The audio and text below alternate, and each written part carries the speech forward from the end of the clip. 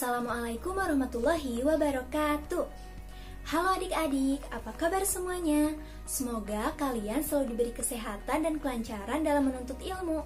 Sebelumnya, perkenalkan nama kakak Siska Dwi Lestari. Pada video pembelajaran kali ini, kakak akan membahas mengenai koperasi dengan materi yaitu pentingnya koperasi dalam meningkatkan kesejahteraan masyarakat. Nah, setelah kalian melihat video pembelajaran ini, kakak harap kalian dapat lebih memahami mengenai koperasi, manfaat dan tujuan koperasi, perangkat yang ada dalam koperasi, serta peranan koperasi dalam meningkatkan kesejahteraan masyarakat. Nah, sebelumnya kakak ingin bertanya kepada kalian, apakah kalian pernah mendengar istilah koperasi? Jika pernah, apakah di sekolah kalian ada koperasi? Pernahkah kalian berbelanja di koperasi? Atau pernahkah kalian mengantar orang tua kalian ke koperasi? Jika kalian sudah sering mendengar istilah koperasi, apakah kalian tahu apa sih koperasi itu? Apa sih tujuan didirikannya koperasi? Nah, jika kalian belum memahaminya, simak baik-baik penjelasan kakak berikut ini ya. Koperasi berasal dari kata cooperation dalam bahasa Inggris. Co artinya bersama-sama dan operation artinya bekerja.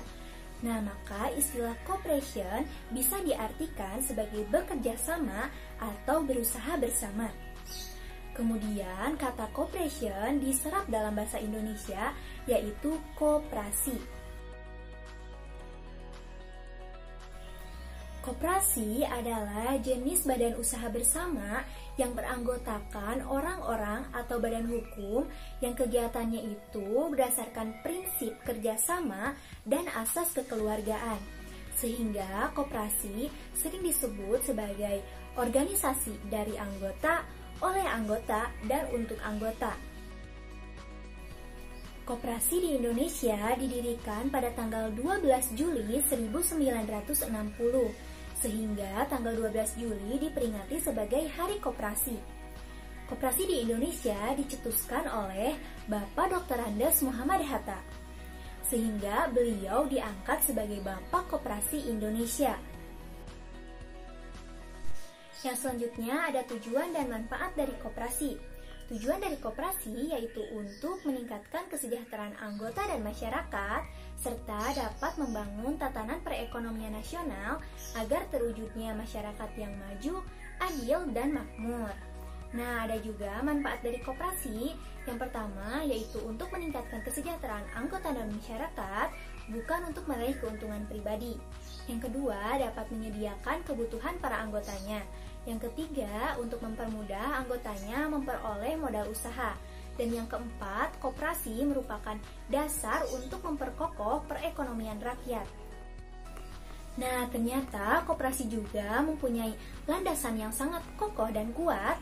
Di antaranya adalah Pancasila sebagai landasan ideal, Undang-Undang Dasar 1945 sebagai landasan struktural, setia kawan dan kesadaran pribadi sebagai landasan mental, dan pasal 33 Undang-Undang Dasar 1945 dan penjelasannya sebagai landasan operasional.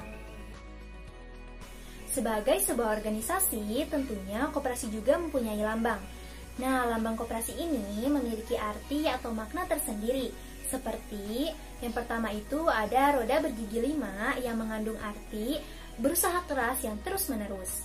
Yang kedua ada padi dan kapas yang mengandung arti kemakmuran dan kesejahteraan anggota. Yang ketiga ada 5 buah rantai yang saling berkaitan mengandung arti persahabatan. Yang keempat ada bintang dalam perisai yang melambangkan landasan ideal koperasi Indonesia yaitu Pancasila. Yang kelima ada timbangan atau neraca yang melambangkan keadilan sosial gerakan koperasi. Yang keenam ada pohon beringin yang melambangkan sebagai sifat kemasyarakatan dan kepribadian Indonesia. Yang ketujuh ada tulisan Koperasi Indonesia yang melambangkan sifat kepribadian Indonesia. Yang kedelapan ada warna merah putih yang menggambarkan sifat nasional bangsa Indonesia. Seperti halnya bentuk badan usaha lain, koperasi juga dalam menjalankan kegiatan usahanya tentunya harus memerlukan modal. Nah, modal koperasi ini dibagi menjadi dua, yaitu ada modal sendiri dan modal pinjaman. Modal sendiri meliputi yang pertama itu ada simpanan pokok.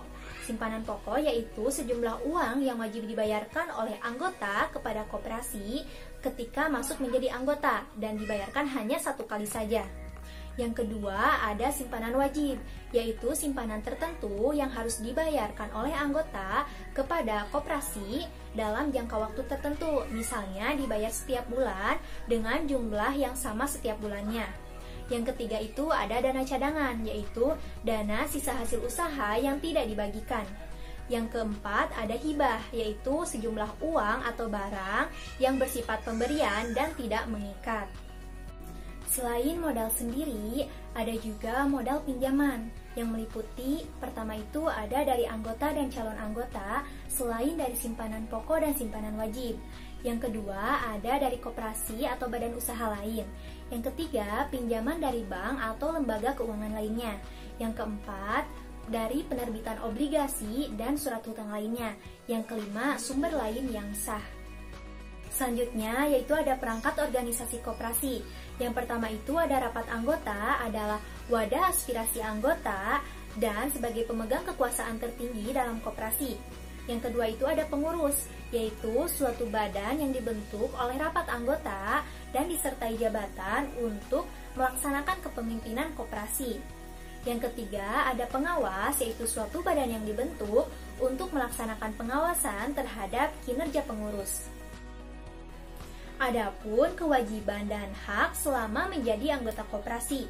Kewajiban selama menjadi anggota koperasi diantaranya yang pertama harus membayar simpanan pokok dan simpanan wajib. Yang kedua ikut berpartisipasi dalam kegiatan usaha. Yang ketiga yaitu mematuhi dan melaksanakan keputusan rapat. Nah, selain kewajiban ada juga hak selama menjadi anggota koperasi. Yang pertama, menghadiri, menyatakan pendapat, dan memberikan suara dalam rapat. Yang kedua, memilih atau dipilih menjadi pengurus atau pengawas rapat. Yang ketiga, menyatakan pendapat atau saran kepada pengurus. Nah, ternyata koperasi juga bermacam-macam. Ada yang berdasarkan jenis usaha dan ada yang berdasarkan keanggotaan. Koperasi yang berdasarkan jenis usaha, contohnya adalah koperasi konsumsi, koperasi kredit, dan koperasi konsumsi.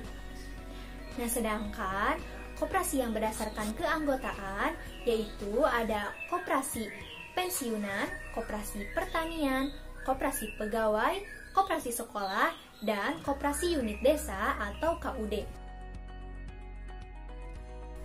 Nah, yang selanjutnya itu ada koperasi sekolah. Koperasi sekolah memiliki tujuan yang sama dengan koperasi pada umumnya, yaitu untuk mensejahterakan anggotanya. Hal ini dapat dilihat dari murahnya harga barang yang dijual di koperasi sekolah. Nah, selain untuk mensejahterakan anggotanya, koperasi sekolah juga bertujuan untuk mengembangkan disiplin, bertanggung jawab, dan jiwa berkoperasi bagi anak-anak sekolah. Nah, sebenarnya apa sih peranan koperasi dalam meningkatkan kesejahteraan masyarakat? Hal ini dapat dilihat dari definisi koperasi, yaitu kegiatan ekonomi yang berasaskan kekeluargaan, dan tujuan utamanya itu untuk mensejahterakan anggotanya. Sehingga setiap orang dewasa itu bisa masuk menjadi anggota koperasi dan akan memiliki hak serta kewajiban yang sama seperti anggota yang lainnya. Nah, untuk pembagian hasil usaha juga akan dibagikan secara adil dan tidak ada yang dirugikan. Nah, koperasi yang ada di pedesaan biasanya dikenal dengan istilah KUD atau koperasi unit desa.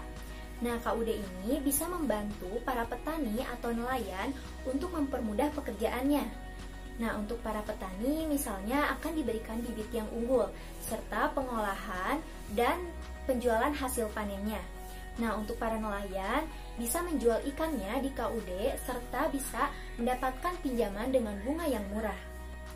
Nah, selain di pedesaan, di kota juga terdapat beberapa koperasi.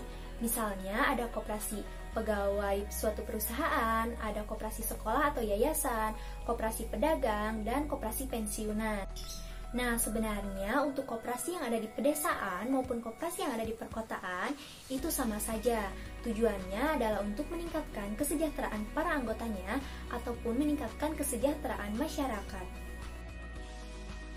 Kesimpulan pada pembelajaran kali ini bahwa koperasi merupakan suatu badan usaha yang berdasarkan prinsip kerjasama dan asas kekeluargaan. Koperasi juga memiliki beberapa manfaat dan tujuan utamanya yaitu untuk meningkatkan kesejahteraan anggota dan membangun perekonomian masyarakat. Koperasi juga memiliki kedudukan yang sangat penting dalam perekonomian Indonesia, yaitu berdasarkan prinsip demokrasi ekonomi pasal 33 ayat 1 Undang-Undang Dasar 1945. Nah, koperasi juga mempunyai 4 landasan yang sangat kokoh dan kuat, yaitu landasan ideal, landasan struktural, landasan mental, dan landasan operasional. Koperasi juga memiliki lambang di mana setiap gambarnya itu memiliki arti atau makna tersendiri. Modal dalam koperasi dibagi menjadi 2 bagian, ada modal sendiri dan ada modal pinjaman. Modal sendiri mencakup simpanan pokok, simpanan wajib, dana cadangan, dan hibah.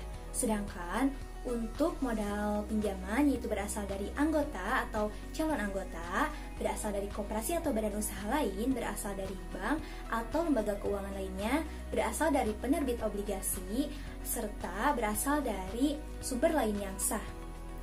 Nah, untuk perangkat organisasi koperasi ada 3. Yang pertama, ada rapat anggota, yang kedua ada pengurus, dan yang ketiga ada pengawas. Nah, macam-macam koperasi juga dibagi menjadi 2. Ada yang berdasarkan jenis usaha dan ada yang berdasarkan keanggotaan. Nah, untuk koperasi, baik di desa maupun di kota memiliki kesamaan, yaitu dari tujuannya, manfaatnya, lambang, landasan, dan yang lainnya. Nah, tujuan utamanya yaitu untuk meningkatkan kesejahteraan anggotanya ataupun masyarakat. Sebelum kakak menutup pembelajaran kali ini, kakak ingin mengajukan beberapa pertanyaan yang bisa kalian jawab di rumah masing-masing ya. Nah, untuk pertanyaan pertama, apa landasan ideal dari koperasi Indonesia? Ya, jawabannya adalah Pancasila. Yang kedua, lambang 5 buah rantai yang saling berkaitan mengandung arti. Ya, jawabannya adalah persahabatan. Dan pertanyaan terakhir atau pertanyaan ketiga, tanggal berapa koperasi di Indonesia didirikan? Ya, jawabannya adalah 12 Juli 1960. Sebelumnya, kakak ucapkan terima kasih kepada kalian yang sudah menonton video pembelajaran ini sampai selesai.